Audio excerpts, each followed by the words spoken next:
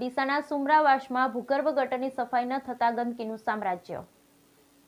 ડીસાના સુમરાવાસમાં ભૂગર્ભ ગટરોની સફાઈ ન થતા ગંદકી, ઠેર ઠેર પાણીના ખાબોચિયા ભરાયા। ડીસા શહેર વોર્ડ નંબર 11માં સુમરાવાસમાં છેલ્લા 1 મહિનાથી સફાઈ ન થતા ઠેર ઠેર ભૂગર્ભ ગટરો ઉભરાતા ચારે બાજુ ફેલાયેલી ગંદકીના કારણે રોગચાળો ફેલાવાનો ભય સતાવી રહ્યો છે।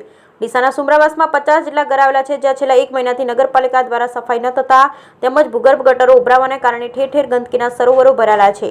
હાલમાં સમગ્ર બનાસકાંઠા જિલ્લામાં ચાંદીપુરા વાયરસનો રોગચાળો ચાલી રહ્યો છે, ત્યારે અત્રે રહેતા મોબીનાબેન શેખના ત્યાં 2 બાળકોને તાવમાં પકડાયા છે, જ્યારે આજુબાજુમાં 8 થી 10 બાળકો ગંદકીના લીધે મચ્છરોનો ઉપદ્રવથી તાવ, શરદીમાં સપડાયેલા જોવા મળી રહ્યા છે।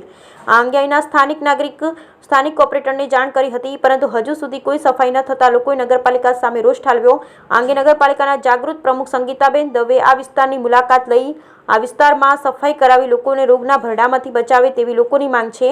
ગટરોના ગંદા પાણીના દુર્ગંધને લીધે ત્યાંથી ચાલવું મુશ્કેલ બની ગયું છે, ત્યારે ત્યાં રહેતા લોકોની શું હાલત હશે તે વિચારવા જેવી છે। આ અંગે નગરપાલિકા દ્વારા તાત્કાલિક સફાઈ કરાવી દવાનો છંટકાવ કરાવવો જરૂરી છે। બ્યુરો રિપોર્ટ ભરત ઠક્કર, ડીસા, બનાસકાંઠા।